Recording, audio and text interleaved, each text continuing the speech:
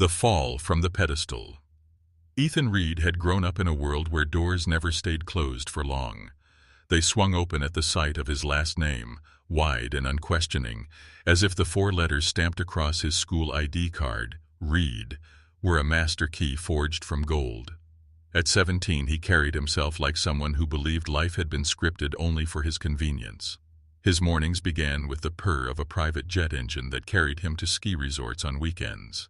Afternoons with designer clothes arriving at his doorstep in boxes he never opened himself, and evenings filled with expensive dinners where waiters spoke his name in tones that mixed awe with calculation. At Briarwood Prep, the most prestigious private school in Atlanta, he walked down marble-tiled corridors with an ease that suggested he owned every inch of the floor beneath him. And in a sense, he did. His father, Mark Reed, was a tech billionaire whose donations decorated half the campus. Ethan believed he was untouchable, and for years that belief was rarely challenged. But arrogance is a fragile shell. It looks solid until the first real crack spreads across it. For Ethan, that crack came slowly, almost invisibly, like a hairline fracture creeping across glass before it suddenly shatters. The teachers who once looked away when he handed in half-finished assignments had started sighing in staff meetings. His friends, who once laughed at his jokes and leaned into his shadow, had begun to pull back, whispering behind his back about how someone could have everything and still manage nothing. Ethan ignored it, leaning back in his chair as if it were a throne, telling himself grades were meaningless.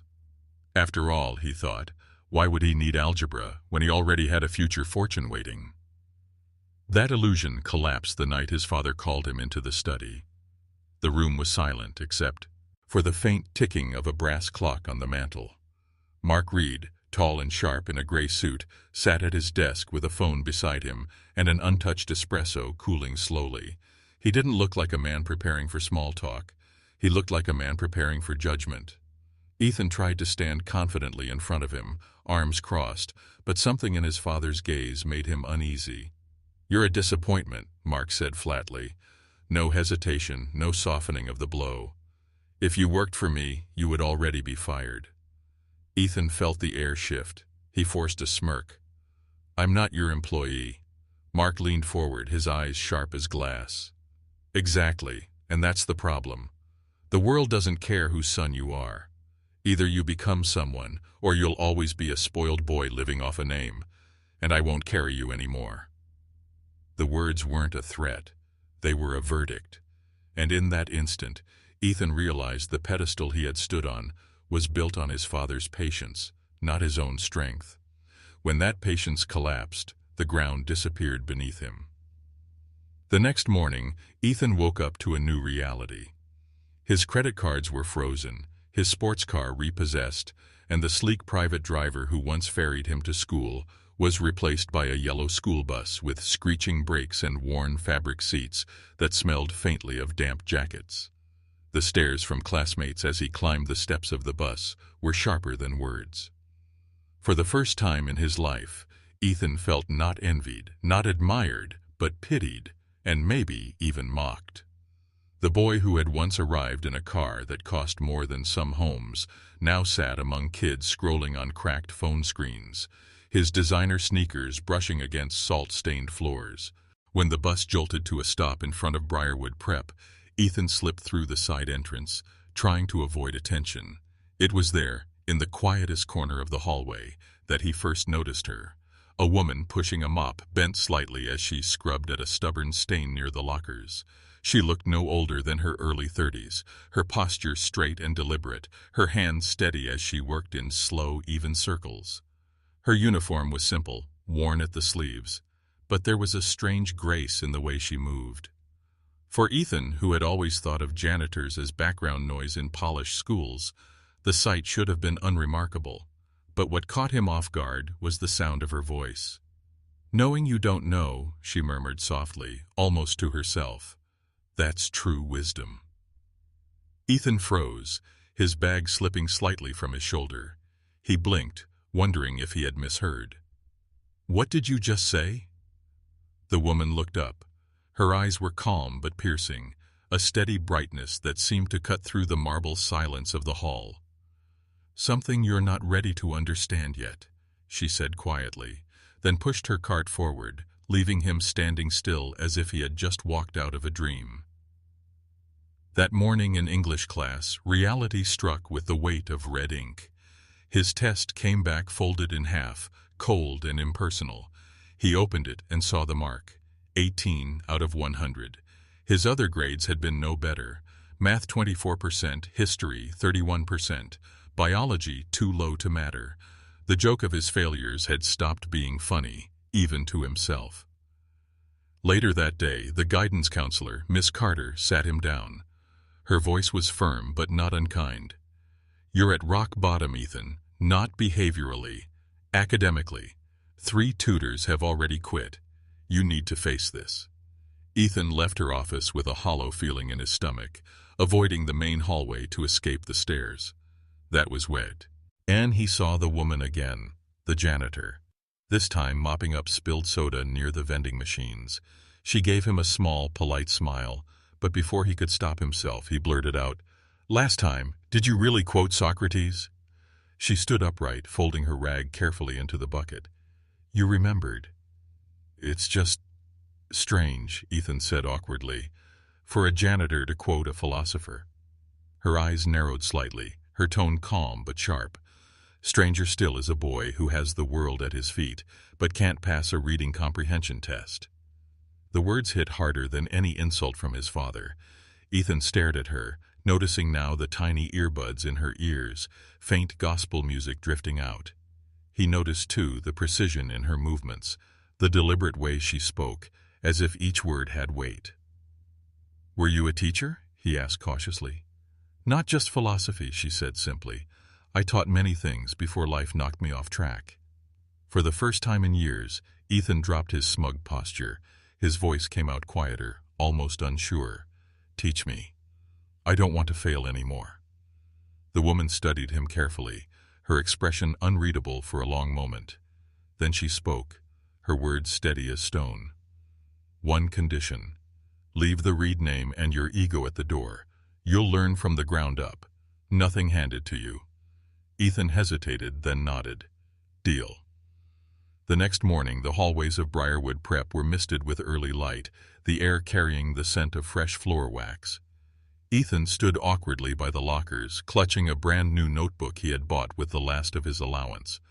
The woman was there again, polishing the floor in slow, deliberate circles. She looked up as if she had expected him all along.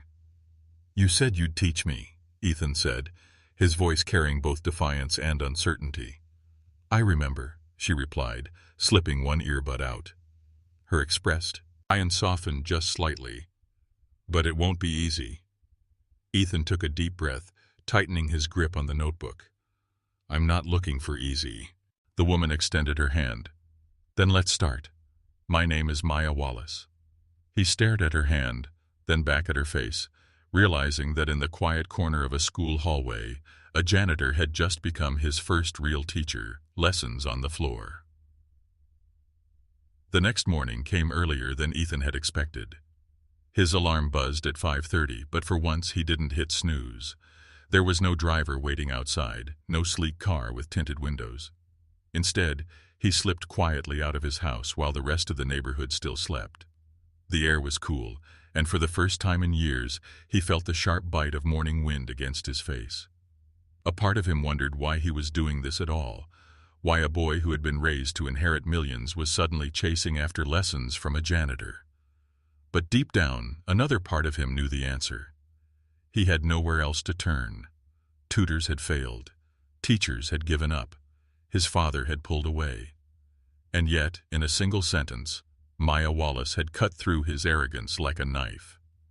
When Ethan arrived at school, the hallways were almost empty. Only the faint echo of his footsteps and the smell of lemon-scented floor wax filled the space. At the far end of the corridor, he saw her, Maya, kneeling with a rag, polishing a corner of marble tile with slow, deliberate circles. Her movements were unhurried but purposeful, like someone who understood the art of patience. Ethan hesitated, gripping his notebook tightly. He felt like a child about to walk into class for the very first time, nerves rattling his confidence. Maya looked up before he could speak, as if she had sensed him there all along. "You came." Ethan nodded, trying to mask the unease in his voice. "You said you'd teach me." She rose to her feet, folding the cloth neatly before placing it back into her bucket. "I said it wouldn't be easy." Her eyes scanned him, his polished shoes, his expensive but wrinkled jacket, the notebook clutched in his hand as though it were a shield. "Tell me, Ethan Reed, are you ready to leave your name outside these doors?" He swallowed, the weight of his father's last words still pressing in his chest. "I don't have much choice left, do I?" Maya shook her head gently. "There is always a choice. But if you want to learn, you must start where everything is stripped away, at the floor. From there, you build up." She gestured to the freshly cleaned tiles beneath them. "Everything worthwhile is built the same way." They sat against the lockers, the notebook resting on Ethan's lap. Maya didn't begin with rules or lectures. Instead, she pulled a worn paperback from her bag. Its cover was creased, its pages soft from years of turning. The title read, "The Fire Next Time" by James Baldwin. She handed it to Ethan without introduction. "Read the first paragraph out loud." Ethan cleared his throat, shifting uncomfortably. The words on the page were heavier than anything he had been assigned before, not just in meaning but in rhythm, in the way they demanded to be read slowly, carefully. He stumbled over a few lines, but Maya didn't correct him. When he finished, she asked a simple question. "Where did it strike you?" He frowned. "What do you mean?" "Not the words," she explained softly. "The feeling. Did any sentence hit you harder than the others?" Ethan stared at the page. For the first time in a long while, he wasn't sure what to say. I don't know." "Then write that down," Maya said. "Right. I don't know. That is your beginning. Wisdom is born when you admit you don't have it all." The exercise felt strange at first. His notebook, brand new and stiff, seemed too clean for uncertainty. But as he scribbled down the words, "I don't know," something shifted inside him. It was small, almost imperceptible, but real. Every morning after that, a rhythm began to form. Ethan arrived before sunrise, notebook in hand, and Maya met him with a reading, sometimes Baldwin, sometimes Langston Hughes, sometimes passages from Toni Morrison or W.E.B. Du Bois. She never lectured the way his teachers did. Instead, she asked questions that cut straight to the core. Why do you think the character is silent here? What does silence mean in this moment? If courage had a sound, what would it be? At first, Ethan stumbled through answers, defensive or confused. But slowly, he began to see what she meant. Learning was not about memorizing facts. It was about pulling meaning out of silence, about searching for truth even when it hurt. In the evening, she gave him a different assignment. Reflection. "Write what you feel, not what you think I want to hear," she instructed. Ethan filled the pages with anger at first. Anger at his father, at the school, at the mockery of his classmates. Maya would read silently, then mark the margins in red. Angry at what? Name the emotion before you make the argument. Rewrite. Dig deeper. For the first time, Ethan felt afraid, not of grades but of the emptiness in his own words.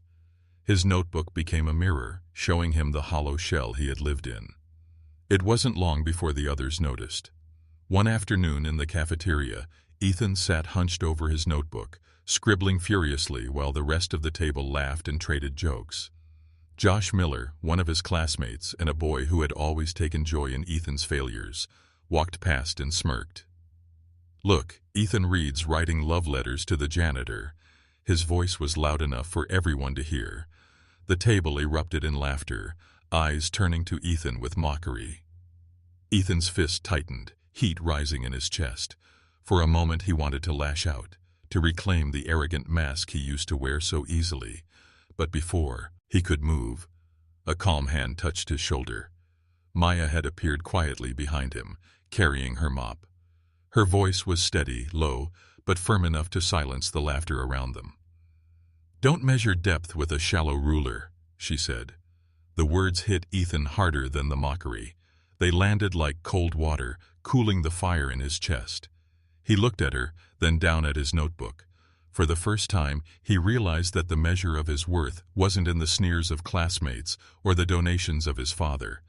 It was in the depth he was beginning to uncover in himself. That night, his phone buzzed with a message from Mark. It was short, cutting. Academic file updated. Final warning. Turn this around, or it's all cut. Ethan stared at the screen for a long time, his father's words echoing the same ultimatum he had heard before. But something had changed. For the first time, he didn't feel fear. He felt the need to face it, not for his father, not for his classmates, but for himself. The next morning, he arrived earlier than usual. The sky was still gray with dawn, and the hallways glowed faintly under the dim school lights. Maya was there, polishing the floor as always. Ethan stood silently for a moment, watching her work, the mop gliding across the marble like a brush painting something invisible. Finally, he spoke. "You said I had to leave my name at the door." She nodded without looking up. "And did you?" "I'm trying," Ethan said honestly. "But I don't know who I am without it." Maya straightened, leaning lightly against the mop handle. Her gaze met his with a calm intensity. "That's why we're here. Not to build a better Reed, to build Ethan." And as the first light of morning spilled through the windows, Ethan realized he had taken his first true step, not down the gilded path his father had carved, but on a floor scrubbed clean, where lessons began not with privilege but with humility. Maya's hidden past. By the third week of their unusual lessons, Ethan noticed that the rhythm of his days had changed completely. He no longer woke up with a heavy weight of dread pressing against his chest. Instead, his mornings began with the quiet anticipation of those early hallway meetings. He had started carrying two things wherever he went: his notebook, now no longer stiff and new but creased with use, and a pen that felt heavier with each page he filled. His classmates continued to laugh, some even posting videos online of him sitting on the cold hallway floor, with a janitor as though it were a spectacle. But the noise of their mockery no longer stung as sharply as before. Maya had taught him something far more powerful than defense. She had taught him the art of silence, the kind that doesn't shrink but deepens. One afternoon, after a grueling morning of tests, he had almost failed again. Ethan found Maya wiping down the handrails near the back stairwell. He leaned against the wall, drained, his test paper crumpled in his fist. "I don't get it," he muttered, his voice heavier than usual. "I've been trying. I'm reading, I'm writing every night. But the grades, they still say I'm failing." Maya paused, placing the rag neatly into her bucket. She turned and studied him, her expression calm but not dismissive. "And what do you think grades measure?" "They measure what you know," Ethan answered quickly, though the words felt hollow. "No," Maya said softly, shaking her head. "They measure what a system expects you to repeat. But real learning? That's different. Real learning leaves a mark that no paper can record." Ethan frowned, sliding down the wall to sit on the stairs. "You talk like someone who's been through this. Like you know more than you're letting on." For a long moment, Maya said nothing. She continued wiping the railing in slow, deliberate strokes, her eyes fixed on the task as though deciding whether to share something that had lived inside her for too long. Finally, she set the rag aside and leaned gently against the mop handle, her gaze distant.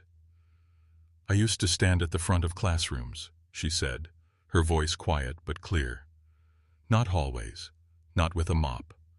I was once an assistant professor of literature and humanities in Chicago, youngest in my department. They said I was on track for tenure. I had students who filled the lecture halls, papers published in journals, invitations to conferences.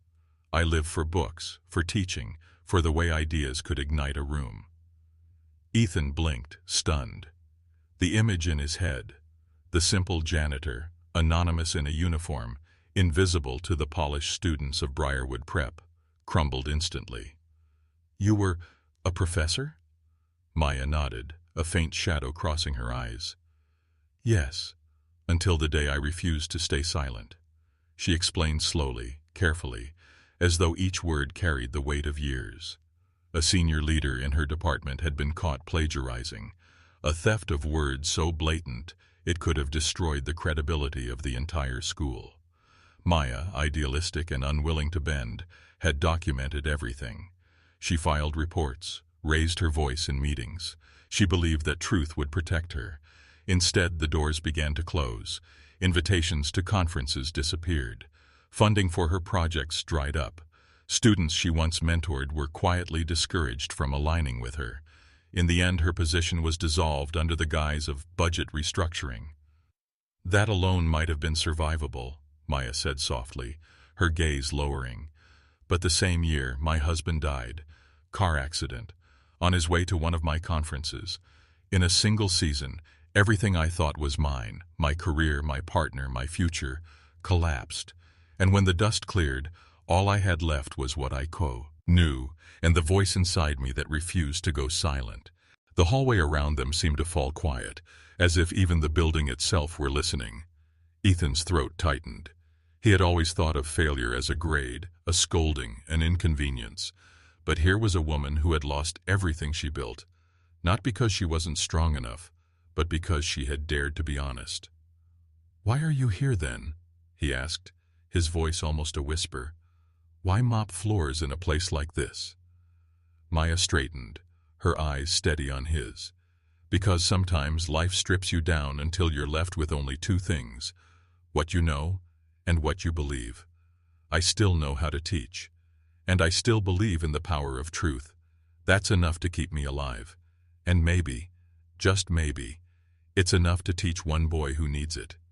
Ethan sat in silence, the weight of her story settling into him like a stone sinking deep into water. For the first time, he realized how shallow his own complaints had been. Losing his credit card, his car, his privileges, they were inconveniences, not tragedies.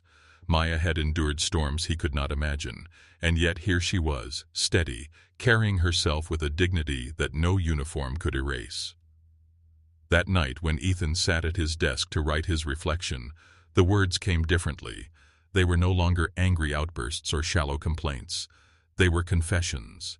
He wrote about his father, about the shame of realizing how little he actually knew, about the hollow mask he had worn for years. His pen moved across the paper with urgency, as though he were racing to keep up with the thoughts pouring out. When he finished, his hand ached, but for the first time, the page felt honest. The next morning, he handed the notebook to Maya. She read silently, her eyes scanning every word, her expression unreadable. When she finished, she didn't mark red lines across the page as usual. Instead, she closed the notebook and handed it back with only one line written at the end. "You are starting to hear your own voice." The sentence hit Ethan harder than any grade he had ever received. It was not approval in numbers or letters, but recognition of something deeper. It felt like hearing his own footsteps for the first time, not the echo of his father's name, not the noise of wealth, but his own voice beginning to emerge. Days turned into weeks, and slowly, Ethan's courage began to show in small ways. In history class, when the textbook brushed past slavery in a single paragraph, he raised his hand. His teacher, startled, asked what he wanted to know. Ethan replied with a calm question that silenced the room. "Why do we treat history like a footnote when it shaped everything?" His classmates turned to look at him differently, not with envy, not with pity, but with curiosity. Later that week, Maya handed him another book, one far older, its cover worn blue and its margins filled with handwritten notes. "The Souls of Black Folk" by W.E.B. Du Bois. She placed it in his hands as if it were a gift of enormous value. "This book pulled me to my feet when everything collapsed. Now I'm handing it to you," she said simply. Ethan cradled it as though it were fragile, almost sacred. "I'll read every word," he promised, his voice steady.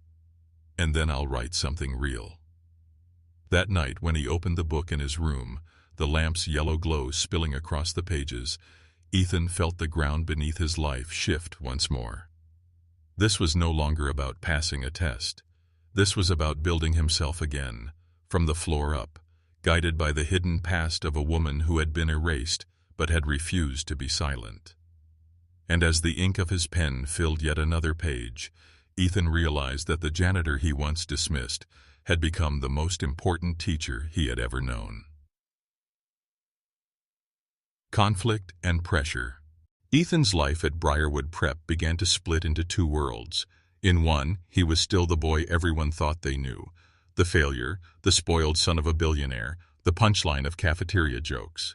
In the other, he was a student in the truest sense, sitting cross-legged on a polished floor at dawn, filling his notebook with thoughts, questions, and reflections that had nothing to do with exams, but everything to do with who he was becoming. It was a fragile balance, and for a while he managed to hold both. But growth rarely happens quietly, and soon the weight of both worlds began to crash into each other. It started with whispers. Videos of Ethan sitting beside Maya in the old library, scribbling in his notebook while she leaned over and asked him questions, began circulating online. One clip had the mocking caption, "From Reed to Janitor's Pet." Students shared it with cruel laughter, their voices rising in the hallways whenever he walked past. For years, Ethan had been used to attention, envy, resentment, admiration. But this was different. This was humiliation, sharpened by ridicule. Each time he saw his name floating through those cruel captions, the old heat rose in his chest, the desire to lash out, to reclaim his arrogance. Yet every time, Maya's words echoed in his mind. Don't measure depth with a shallow ruler. One afternoon, he found himself cornered by Josh Miller and a small crowd of classmates near the gym. Josh grinned, holding up his phone with the video paused on Ethan's face, head bent over the notebook. Look at this. The billionaire's son taking lessons from the cleaning staff. Tell me, Reed, does she teach you how to mop too? The crowd laughed, the sound bouncing off the lockers like jeers in a stadium. For a split second, Ethan felt the urge to swing, to use fists instead of words. But then he remembered Maya's calm presence, the way she never raised her voice, the way her silence often spoke louder than the mockery of others. He took a slow breath, forced his shoulders to relax, and said quietly, "She teaches me how to see. That's something you clearly haven't learned yet." The laughter faltered, replaced by uneasy murmurs. Josh sneered, but the moment had shifted. Ethan walked away, his pulse racing, but for the first time, he realized that dignity could be a weapon more powerful than pride. That evening, Maya found him in the hallway, leaning against the lockers with his notebook clutched in his hands. She studied his face carefully, noting the tension around his eyes. "Rough day?" she asked. "They're all watching me," Ethan admitted. "Every mistake, every step, and now they've made me into some kind of joke." Maya set down her mop and folded her arms.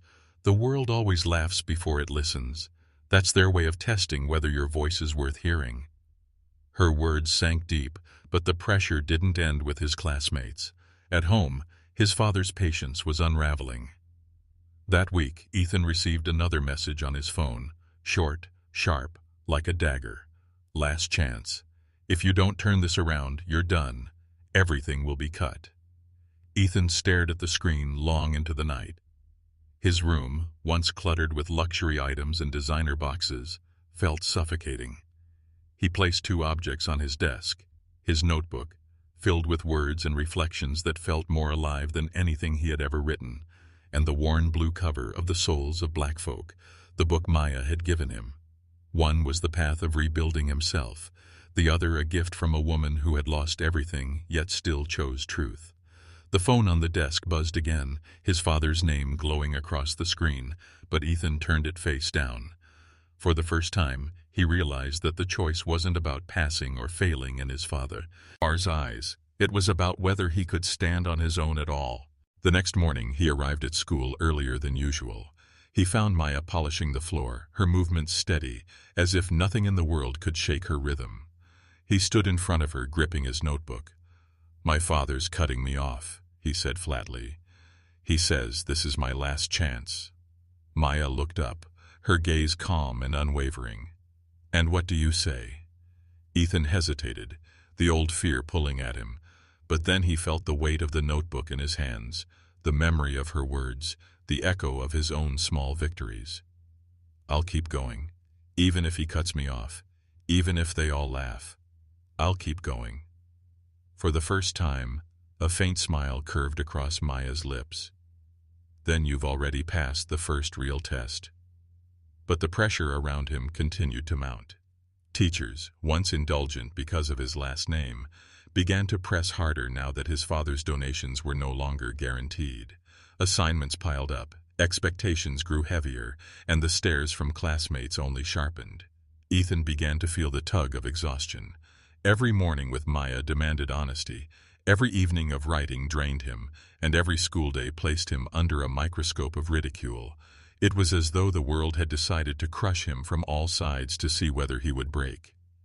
And yet, in the quiet corners of the school where Maya waited, Ethan found strength. She never pitied him, never gave him easy praise. Instead, she pushed him deeper, asking questions that stripped away his excuses. What does courage mean when no one is watching? What do you believe that no one else can take from you when everything is stripped away? Who are you really? Each question left him raw, but each answer etched something new into his voice. He began to see the hallways differently, not as marble corridors bought by donations, but as places where invisible workers carried dignity, no one acknowledged. He began to see himself differently too, not as a reed, not as a spoiled failure, but as someone who could, piece by piece, rebuild from the ground up. The conflict, however, was far from over. In fact, Ethan sensed that it was only the beginning. His father's words, his classmates' laughter, the crushing weight of expectation, all of it was sharpening into a storm. And as he stood one evening in the dimly lit hallway, notebook in one hand, mop bucket beside Maya in the other, he realized the truth. Growth would not come quietly. It would demand that he stand in the middle of ridicule, pressure, and fear, and refuse to move. And when Maya looked at him that night, her voice calm and steady, she said the words that would carry him through the storm ahead. Real learning is not about passing a class. Real learning is transformation. And transformation is never comfortable. Ethan closed his notebook, feeling the weight of those words press into him like stone. He didn't know what storms were waiting, but he knew this: he would not turn back. Not anymore. Breaking points. The weeks that followed tested Ethan in ways he had never imagined. His mornings with Maya had become a ritual, as natural to him now as breathing. But outside those stolen hours of clarity, the world bore down on him like a weight pressing on his chest. His father's threats hung over him like a storm cloud. Teachers piled work onto his desk as if daring him to prove he wasn't the failure they all whispered about. And his classmates never relented. The cruelty had simply changed shape. Instead of mocking him for being rich and spoiled, now they mocked him for being desperate, for clinging to a janitor as if she were his lifeline. Every hallway echoed with both laughter and doubt, and sometimes Ethan wondered if he was a fool for even trying. The breaking point began quietly, on an ordinary Thursday afternoon. Ethan had just walked out of biology, his test paper clenched in his hand, a failing grade smeared in red across the top. He had worked for weeks, staying up late with Maya's guidance, writing reflections that pushed him deeper than he thought possible. But the exam didn't reflect any of that. His effort, invisible to the system, mocked him in bright red ink. He walked to the back stairwell, where the noise of students faded, and the air smelled faintly of wax and cleaning supplies. For the first time in months, he dropped his notebook onto the step and buried his head in his hands. The truth hit him hard. He was exhausted, drained, and terrified that no matter how hard he worked, the world would still call him a failure. Maya found him there an hour later, his shoulders slumped, his face pale from the weight of defeat. She sat down beside him quietly, not speaking at first. For a long time, the only sound was the hum of the building's air system and the faint squeak of her shoes against the tile. Finally, she said softly, "So, you finally met the wall." Ethan lifted his head, anger and shame swirling in his eyes. "What's the point?" His voice cracked under the weight of it. "I've been trying. I've been writing. I've been reading everything you give me. I've been showing up every single morning. And still, the tests say I'm worthless. Maybe everyone's right. Maybe I'll never be more than a failure with a rich last name. Maya's gaze was steady, her posture calm. "No, Ethan. You are not failing. You are transforming. And transformation always breaks you before it rebuilds you." "I don't want to be broken anymore," Ethan snapped, his voice echoing down the stairwell. The outburst surprised even him, but it was the raw truth he had buried inside. "I'm tired of being laughed at, tired of disappointing my father, tired of fighting battles I can't win. Why should I keep doing this?" Maya didn't flinch. She leaned closer, her voice firm but low, carrying the weight of her own scars. "Because if you quit now, you prove them right. You prove your father right. You prove every student mocking you right. You prove the system right. The one that says boys like you can't learn discipline, can't learn humility, can't change. And most of all, you prove yourself right. The version of you that believes you're not capable of more. If you stop here, you stay the Ethan Reed they already buried in laughter. But if you keep going, you become someone none of them can define." Her words were sharp, and they cut into him with a sting he couldn't ignore. For a long moment, Ethan sat frozen, caught between the pull of despair and the spark of something deeper. Slowly, almost unwillingly, he reached for his notebook and flipped it open to a blank page. His hand trembled as he wrote the words, "I don't want to give up, but I don't know if I can keep going." He shoved the notebook toward Maya as if confessing a sin. She read it carefully, then placed her hand over the page. "Do you know what makes strength real?" she asked softly. "Not the absence of weakness, but the choice to stand even when you want to fall. Transformation is never comfortable, Ethan. It burns, it breaks, but only through the breaking can you rebuild something stronger." Ethan's eyes burned, not with anger this time, but with tears he couldn't hold back. He turned his face away, ashamed, but Maya didn't let him hide. "Do you think I wasn't broken?" she continued, her voice carrying the weight of memory. "Do you think losing my husband, my career, my students didn't crush me to the ground? Do you think pushing this mop after years of lecturing halls filled with students feels like victory? No, Ethan. It feels like humiliation every single day. But I still choose to get up and teach whoever is willing to learn. That's strength, not comfort, not applause, not approval. Just the refusal to give up when everything tells you to stop." Her words settled into the cracks of his heart like molten steel, filling the hollow spaces where despair had started to take root. For the first time he saw Maya not just as a teacher, not just as a figure of wisdom, but as a survivor who had chosen resilience when life gave her every reason to collapse. And if she could stand after being stripped of everything, what excuse did he have? The next day, Ethan walked into class with his head held differently. His classmates still smirked, still whispered, but he felt something shift inside him. During a debate in history class, when the teacher posed a question about the Civil War, Ethan raised his hand. The room went still. No one expected him to participate, let alone contribute. He spoke calmly, not quoting from the textbook, but from the notes he had written the night before. The way we tell history matters more than the facts themselves. If you erase voices, you erase truth. And if truth is erased, we're not learning history. We're repeating it blind. The teacher blinked, stunned, while his classmates turned, wide-eyed. For the first time, Ethan didn't feel like he was performing. He felt like he was speaking from somewhere real, somewhere deeper than Grar. Notice or approval. That night he wrote until his hand cramped. His notebook filled with words not about failure, but about transformation, about the courage to stand in the breaking. Still, the pressure didn't disappear. His father's silence grew heavier, his classmates' cruelty more creative, his exhaustion more suffocating. But each time he wanted to give up, he remembered Maya's face in the stairwell, the steel in her voice as she told him transformation burns. And though he still stumbled, though doubt still whispered in his ear, Ethan kept writing. He kept reading. He kept showing up at dawn. And somewhere in the quiet rhythm of pages turning and floors being polished, he began to realize something extraordinary. The boy who once believed GPA meant nothing had finally found something worth more than any grade. his own voice, rising through the cracks of failure like a seed pushing through concrete. The test beyond tests. By the time midterms arrived, Ethan felt as if he had been training for a war that no one else could see.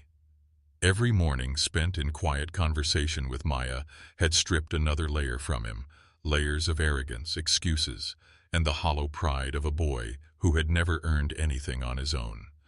In their place, something new had begun to take shape, a restless hunger, not for approval or luxury, but for understanding. And yet, as he sat in the classroom with the test paper placed in front of him, the old fear returned like a shadow that refused to leave. His hands trembled as he held the pencil, staring at the questions that seemed to blur together. The silence of the room pressed down on him, broken only by the scratching of pens around him. He thought of Maya's voice. Learning is not memorizing. Learning is seeing between the lines. Don't write what they expect. Write what is true. He took a deep breath and forced himself to slow down. Instead of rushing, he read each question carefully, searching not for the answer that would earn him points, but for the meaning beneath it. For the first time, the exam wasn't just a wall meant to crush him. It was a challenge to see if he could bring what he had been building inside into the world outside. When the results came back days later, Ethan braced himself for failure. But this time, the numbers were different. His essay in literature wasn't perfect, but it carried handwritten notes from his teacher that stunned him. Your writing has depth now. This is more than an assignment. It's a voice. In history, his answers had been sharp, questioning the textbook rather than repeating it. Even his biology teacher, usually the quickest to dismiss him, had written in the margin, finally showing effort. His grades weren't extraordinary, not yet, but they were no longer the string of disasters that had haunted him before. For the first time, Ethan felt the faintest hint of pride, not for the numbers, but for the acknowledgement that he had truly earned them. But even victories can become battlegrounds.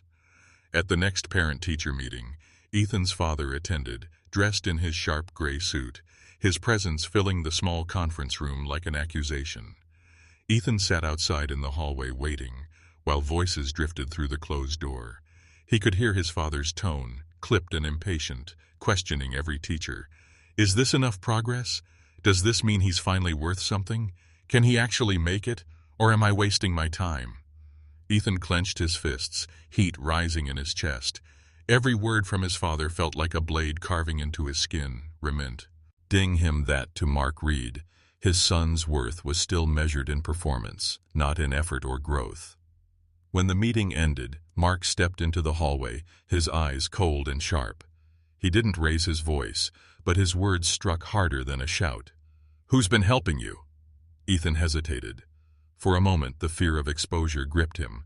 If his father knew the truth, that his son's transformation had been guided not by expensive tutors or elite mentors, but by the school janitor, what would happen? He could already imagine the look of disgust, the harsh words, the cutting dismissal. But then he remembered Maya's face, the way she had sat beside him in the stairwell when he was ready to give up, the steel in her voice when she told him that transformation burns. He lifted his chin and met his father's eyes. Someone you overlooked, he said quietly. Someone who saw me when you didn't. Mark's jaw tightened, his silence heavier than any rebuke. Without another word, he turned and walked away, his polished shoes echoing down the hall. Ethan stood frozen, his heart pounding, but strangely, he didn't feel crushed. For the first time, he hadn't tried to please his father. He had told the truth. Later that evening, Ethan told Maya what had happened. She listened without interruption, her hands folded over the mop handle. When he finished, she nodded slowly. You didn't run, you didn't hide. That's progress. But now comes the harder part. What's harder than this? Ethan asked bitterly. Using what you've learned not just for yourself, Maya replied. It's easy to fight when it's your life on the line. The real test is whether you'll use your voice for others, those who don't have one.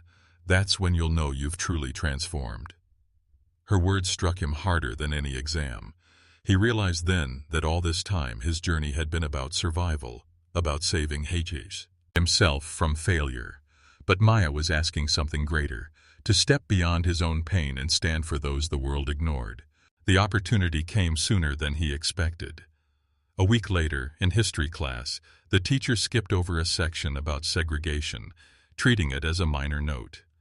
Ethan felt the old silence return to the room, the silence of students who didn't dare to question. But he remembered Maya's challenge. Slowly, he raised his hand. "Why do we treat this like a footnote?" he asked. His voice was steady, not loud but clear enough to carry. "How can we claim to teach history if we erase the parts that shaped everything? If we don't talk about injustice, then what exactly are we learning?" The room froze. His classmates turned, eyes wide. The teacher stared at him, caught off guard. For a moment it felt like the air itself held its breath. Then slowly the teacher set down the textbook. "That's a good question, Ethan," he said carefully. "Let's talk about that." It was a small moment, but to Ethan, it felt like a door swinging open. For the first time, his voice had shifted the course of a classroom, breaking the silence that had always suffocated him. That night, when he told Maya about it, she smiled. Not a wide smile, but the kind that carried weight. "You're learning not just to answer questions," she said softly. "You're learning to ask the ones that matter." And as Ethan wrote in his notebook that evening, filling the page with reflections about truth and silence, he realized that the real test had already begun. It wasn't about grades or even his father's approval. It was about whether he had the courage to carry what Maya had taught him into a world that would resist, mock, and test him at every turn. This was the test beyond tests, the test of who he would choose to be. The secret revealed. The final months of the school year arrived with a sense of tension that rippled through the marble halls of Briarwood Prep. For Ethan, every day felt like walking a tightrope ended between who he had once been and who he was becoming. The boy who had lounged in luxury, insulated by his father's money, was gone.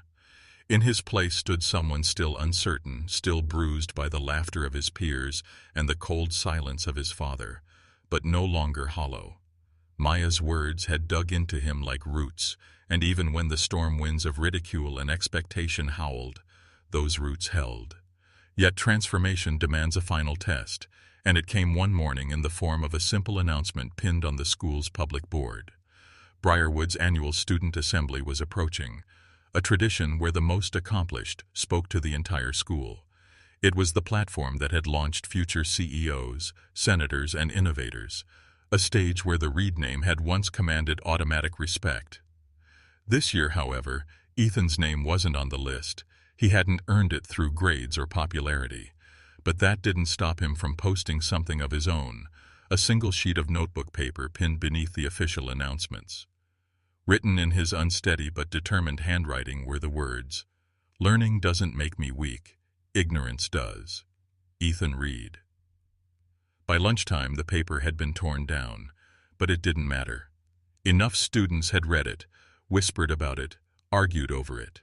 By the end of the week, teachers were talking too. Ethan had never asked for permission, but he had done something far braver. He had used his voice. And though the administration frowned, a compromise was struck. He would not give the main speech at the assembly, but he would be given 5 minutes on stage. For Ethan, it was more than he had ever dreamed possible.